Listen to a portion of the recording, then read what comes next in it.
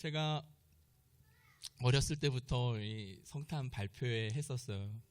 초등학교 들어가기 전에도 하고 초등학교 때도 하고 계속 했는데 그때마다 느끼는 건 하나 있었어요. 그러니까 이제 어린이니까 아이들이니까 이 성탄 발표하는 게 너무 즐겁잖아요. 근데 교회 가서 성탄 발표하려고 하는데 그 약간 예상하지 못한 게 있는 거예요. 그게 뭐냐면 목사님 설교가 있는 거예요. 왜 이렇게 설교가 있지? 이렇게 설교가 길지? 제가 그랬다라는 겁니다. 빨리 내가 발표해야 되는데, 내 발표 차례가 해야 되는데 그랬다라는 겁니다. 오늘 설교가 그렇다라는 겁니다. 짧게 하도록 하겠습니다. 우리가 조금 전에 읽은 말씀은 세례 요한의 아버지 사가랴가 세례 요한의 출생으로 말미암는 찬양입니다. 세례 요한은 예수님보다 먼저 와서 예수님을 백성들에게 알리는 선지자입니다. 그 아들이 태어난 겁니다. 그러나 아들을 주심을 감사하기도 하지만 주 내용은 그 아들이 소개할 예수 그리스도에 대한 것이다라는 겁니다. 사가랴는 예수 그리스도에 대하여 두 가지 이미지를 사용하고 있어요.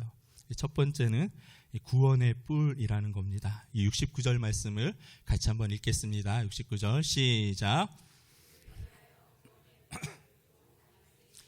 일으키셨으니 무엇을 일으켰다고요? 구원의 뿔. 구원의 뿔이 뭡니까? 전쟁의 이미지예요. 뿔. 전쟁의 이미지고 승리의 이미지가 구원의 뿔이에요. 구원의 뿔을 우리에게 일으키셨다. 구원의 뿔은 그래서 원수를 물리치는 것과 관련이 있습니다. 71절 말씀에 보면 우리 원수에게서와 우리를 미워하는 모든 자의 손에서 구원하시는 일이라. 우리의 원수에게서 구원하시는 구원의 뿔을 일으키셨다라는 거예요. 예수님은 원수에게서 우리를 구원하십니다. 이 말씀은 이런 자들에게 은혜가 됩니다. 어떤 거냐면 왜 내 인생은 이렇게 안 풀리지? 왜 나의 앞길은 이렇게 막혀있지? 앞길이 열리는 것 같지 않아? 라고 생각합니다.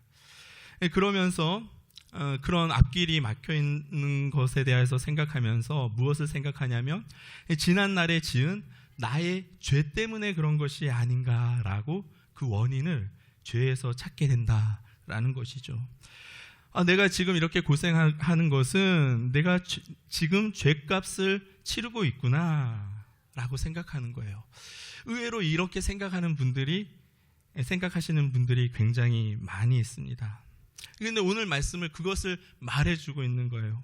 하나님은 죄로 말미암아 고난 당하는 자들을 원수의 손에서 구원하신다라고 말씀하고 있는 것입니다. 원수의 손에서. 74절에 우리가 원수의 손에서 건지심을 받고 어떻게 하느냐? 속량으로 말미암아 그렇게 한다라고 되어 있어요. 68절 말씀에 같이 한번 읽습니다. 시작. 주 이스라엘의 하나님이여 그 백성을 돌보사 속량하시며 원수를 물리친다라는 거죠. 속량이 무엇입니까? 값을 치루었다라는 거예요. 우리의 죄값을 치르셨다라는 겁니다.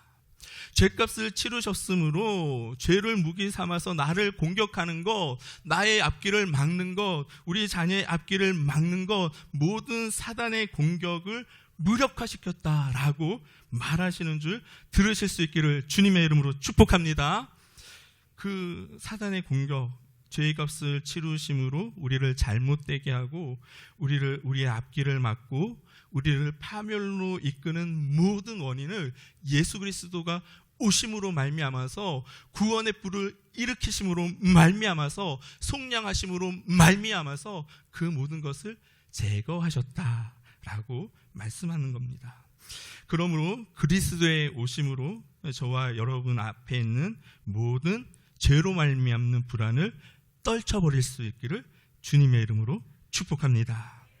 하나님은 예수님의 오심은 그 은혜를 나의 앞길을 막고 있는 그 죄를 물리쳐 주시기 위하여서 오셨다라는 겁니다. 두 번째 이미지는 무엇이냐? 이 돋는 해라는 거예요. 78절 말씀을 같이 한번 읽습니다. 시작. 이로써 돋는 해가 위로부터 우리에게 임하여. 아멘. 돋는 해도 제사함의 이미지와 관계가 있어요.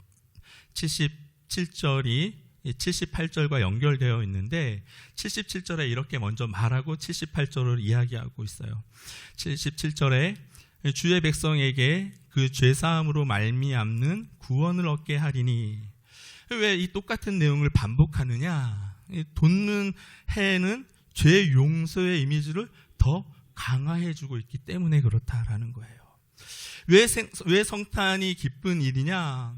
왜 예수님의 오심이 그렇게 좋은 일이냐? 왜냐하면 우리에게 해가 떠올랐기 때문이다라고 오늘 말씀은 말해주고 있는 거예요. 78절 말씀해 보면 이로써 돋는 해가 라고 되어 있죠. 이 돋는 해의 성격이 무엇이냐? 이로써는 앞에 말을 봤는데 하나님의 긍휼을 인함이라. 하나님의 긍휼로서의 돋는 해가 임하였다라는 거예요. 이 돋는 해의 성격은 하나님의 긍휼의 해다라는 그런 성격을 가지고 있어요.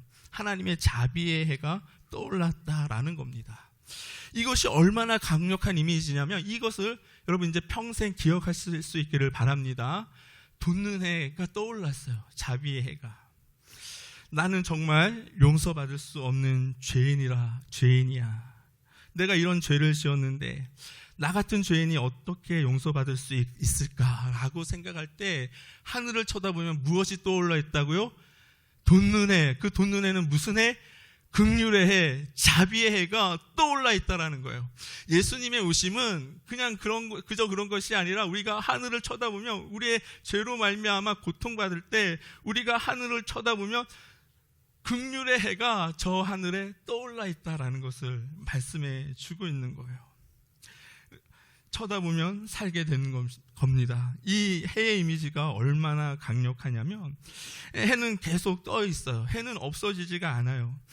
해는 예수님이 다시 올 때까지 거기 계속 그 자리에 떠 있다라는 것입니다. 그러므로 저와 여러분들이 긍휼을 얻기 위하여 자비를 얻기 위하여 하늘을 쳐다보면은 그 해가 떠 있다라는 거예요. 내가 죄로 인하여 고민할 때 위를 쳐다보면 그 해는 저와 여러분의 의도와 상관없이 그 자비에는 떠 있다라는 것입니다. 아무리 큰 죄를 지었을지라도 아무리 큰 죄인일지라도 긍휼을 바라보고 위를 쳐다보면 그 해가 거기에 머물러 있다라는 겁니다. 마치 출애굽 때 광야에서 불뱀에 물려 죽던 자들이 들려 올려진 놋뱀을 버으면 살아났던 것처럼 저와 여러분들도 절망적인 것 같은데 이제 살 수 없는 것 같은데 근데 위를 올려서 쳐다보기만 하면은 하나님이 은혜를 베풀어 주시겠다라고 말씀하고 있는 거예요. 그것이 떠 있는 해의 이미지인 줄로 믿습니다. 요한복음에는 있죠. 예수님이 실제로 어떤 해의 이미지인가를 말씀에서 보여주셨습니다. 이 남편 5명이 있는 여자, 지금 있는 남자도 남편이 아닌 그 여자가 생수에 목말라 있을 때 어떻게 됩니까? 자비의 해가 떠올라서 그 여자를 용서해 주신 줄로 믿습니다. 요한복음 8장 10절 11절 말씀에 보면 이 간음하던 현장에서 붙잡혀온 여인도 그 여인이 예수님께 찾아갔을 때 용서를 입었다라는 겁니다. 여자여 너를 고발하던 그들이 어디 있느냐? 너를 정죄하는 자가 없느냐? 대답하되 주여 없나이다. 예수께서 이르시되 나도 너를 정죄하지 아니하노니 가서 다시는 죄를 범하지 말라. 아멘.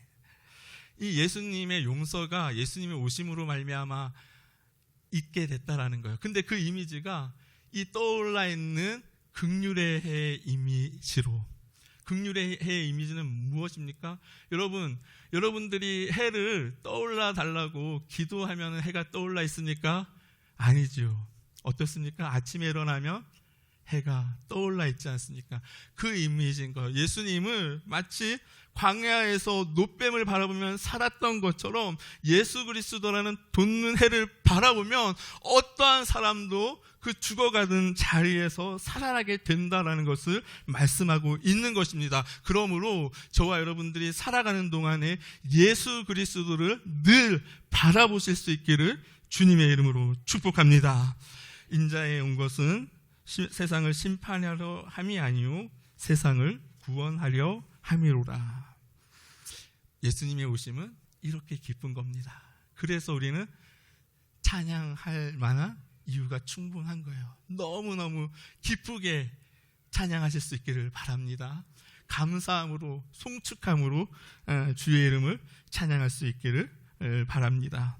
우리 누가복음 2장 14절 말씀을 같이 한번 읽고 말씀을 마치도록 하겠습니다. 같이 한번 읽습니다. 시작.